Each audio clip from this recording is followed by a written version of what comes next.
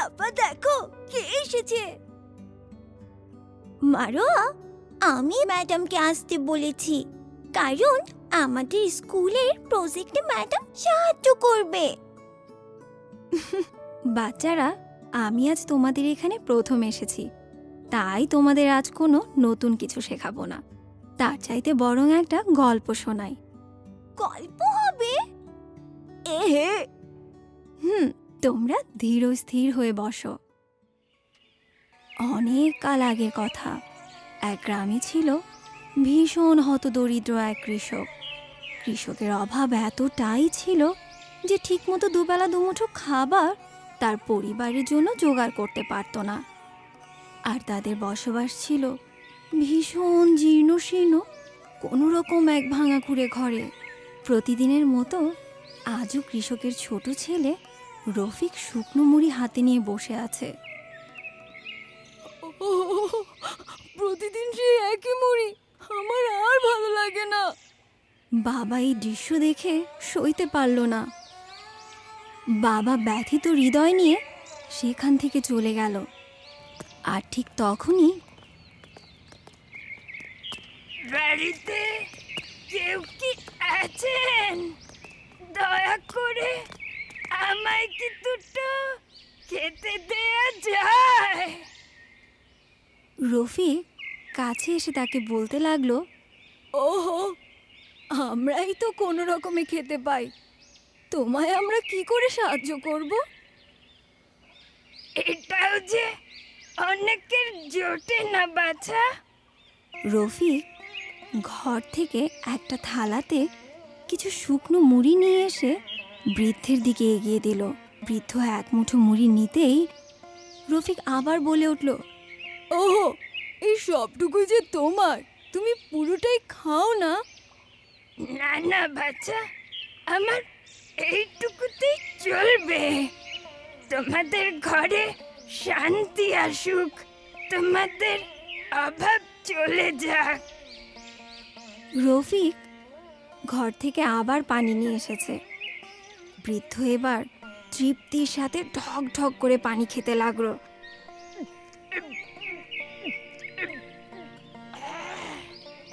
বাচ্চা, তুমি কি চাও?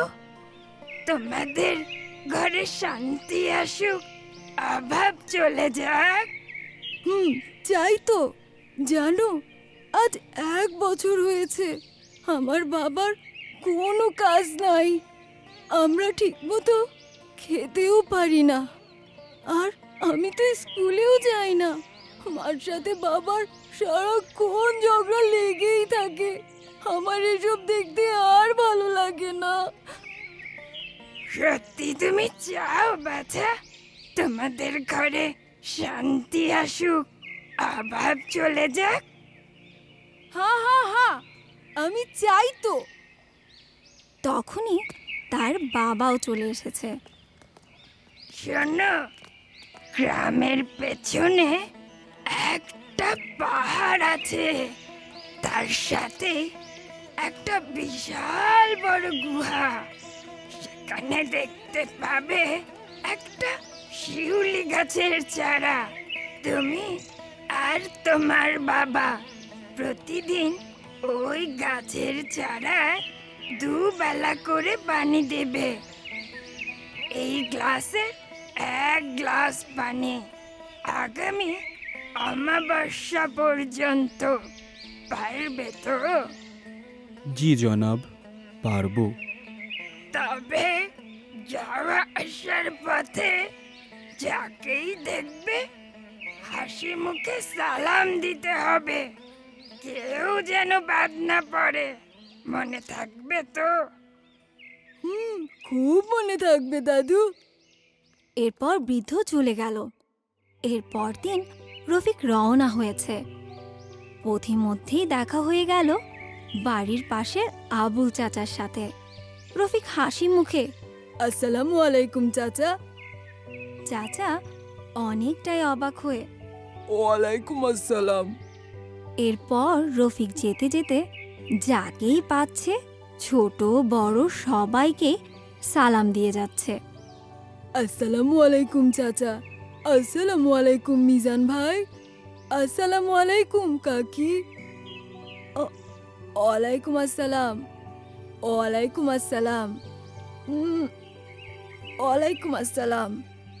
রফিক এইভাবে যেতে যেতে এক সময় পৌঁছে গেল পাহাড়ের গুহামুখে। সে অবাক হয়ে দেখতে পেল প্রায় জীর্ণ শীর্ণ একটা শিউলি গাছ, পাশ দিয়ে ঝর্ণা বয়ে যাচ্ছে, কিন্তু সেখানে পানি পৌঁছাচ্ছে না। এরপর রফিক গাছের গোড়ায় পানি দিয়ে দিল, তারপর একইভাবে সালাম দিতে দিতে বাড়িতে চলে এলো। বিকেলবেলা তার বাবার পালা। বাবা অনেকটাই ইতস্তত বোধ করছিল, কারণ সে এর আগে কখনোই হাসি মুখে সবাইকে সালাম দেয়নি। আসসালামু আলাইকুম। আসসালামু আলাইকুম সামাদ ভাই। আসসালামু আলাইকুম মিয়া সাহেব। এইভাবে সালাম দিয়ে এগুতে এগুতে এক সময় পৌঁছে গেল সেই শিউলি গাছের কাছে। তখন প্রায় সন্ধ্যা।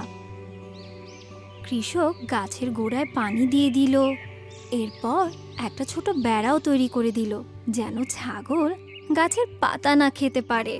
এরপর কৃষক ফেরার পথে সবাইকে সালাম দিতে দিতে বাড়িতে পৌঁছে গেলেন। রাতে বাবা বসে আছে বাড়ির উঠোনে। আজ অমাবস্যা। রাতের আকাশে হাজার হাজার তারা ঝলমল করছে। অনেক দিন এইভাবে আকাশটাকে দেখা হয়নি। বাবা বিড়বিড় করে বলতে লাগলেন, আগামী অমাবস্যার আগে নিশ্চয়ই আমার সব অভাব ফুরাইব।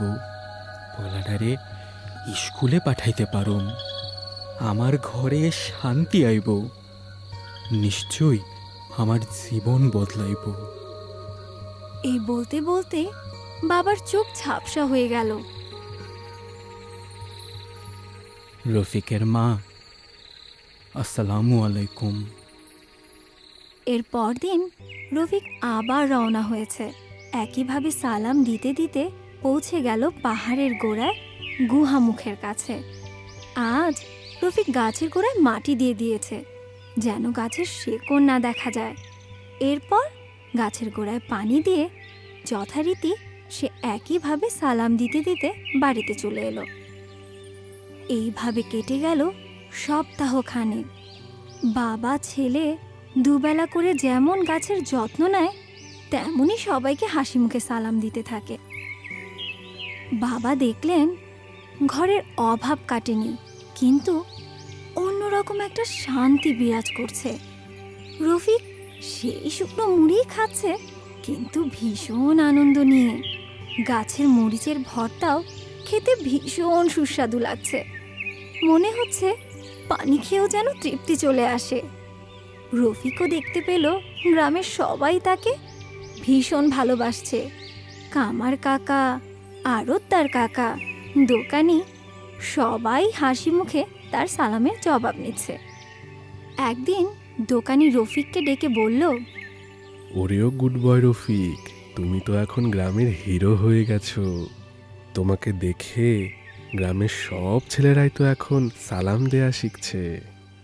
শোনো রফিক, তোমার বাবাকে কাল আমার সাথে দেখা করতে বলো, কাজ আছে। খুশি মনে ছেলেটি গেল পাহাড়ের গোড়ায় গাছের কাছে। আজ তার মন ভীষণ খুশি, কারণ গাছ এখন অনেকটাই তরতাজা। গাছে নতুন কুঁড়িও এসেছে। বিকেলবেলা দোকানি তার বাবাকে জমিতে ধান কাটার কাজ দিলেন। তিনি বলতে থাকলেন, জানো রফিকের বাবা, দোকান সামলে আমি ক্ষেতের কাজের দেখাশোনা করতে পারছি না, তাই তোমাকে আমার জমির ধান কাটার কাজটা দিতে চাই। আর শোনো, আমার ভাইয়ের ক্ষেতের কাজটাও তুমিই করবে। 4 দিন পর বাবা ধান কেটে বস্তা ভর্তি করে দোকানিকে বুঝিয়ে দিলেন। দোকানি খুশি হয়ে তাকে পারিশ্রমিক তো দিলেনই, সাথে কিছু বকশিশও দিলেন। বাবা বাজার করে ছেলেকে দিয়ে বাড়িতে পাঠিয়ে দিলেন, আর নিজে পৌঁছে গেলেন সেই শিউলি গাছের কাছে। গন্ধে তার মন ভরে উঠল, কারণ গাছে আজ অনেক ফুল ফুটেছে। পূর্ণিমার আলোতে ফুলগুলো ঝলমল করছিল। আবারও শুক্রিয়ায় তার চোখ ভিজে গেল। বাজারে আসতেই বাবা দেখতে পেল একে অপরকে সবাই সালাম বিনিময় করছে। তার ছেলেও হাসি মুখে তার জন্য অপেক্ষা করছিল। বাবাকে দেখেই হাসি মুখে বলে উঠল, আসসালামু আলাইকুম বাবা। বাবা ছেলেকে জড়িয়ে ধরে ওয়ালাইকুম আসসালাম বাপ। এরপর কাগজের তৈরি বাতাসে একটা ফুল কিনে দিল। তারপর তার স্ত্রীর শখের একটা ইলিশ মাছ কিনে বাড়ির পথে রওনা দিল। পূর্ণিমার আলোতে বড় ইলিশটা চকচক করতে লাগলো। বাচ্চারা, তোমরা এই গল্প থেকে কি শিখতে পারলে? ম্যাডাম, সালাম দেয়া, কিন্তু সালাম কেন দেব? কারণ সালাম মানে দোয়া। তুমি যখন কাউকে সালাম দিচ্ছ, তার মানে তার জন্য শান্তি চাইছো। তিনিও তখন তোমার জন্য শান্তি চাইবে। আর অন্যরা যখন তোমায় ভালোবাসবে, শান্তি কামনা করবে, তুমি তখন ভালো থাকতে পারবে, আনন্দে থাকতে পারবে।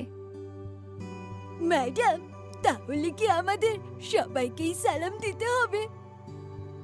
সবাইকেই দিতে হবে, ছোট বড় সবাইকে। বেশি ভালো হয় যদি তুমি প্রথম সুযোগেই সালাম দিতে পারো। আসসালামু আলাইকুম সাফা। না না বাবা, আসসালামু আলাইকুম। সঠিকভাবে যদি তুমি সালামের উচ্চারণটা না করতে পারো, তাহলে সালামের অর্থটাই বদলে যাবে। আসসালামু আলাইকুম মারোয়া। কি যেন সালামে সালামের জবাবে কি যেন বলতে হয়? ওয়ালাই।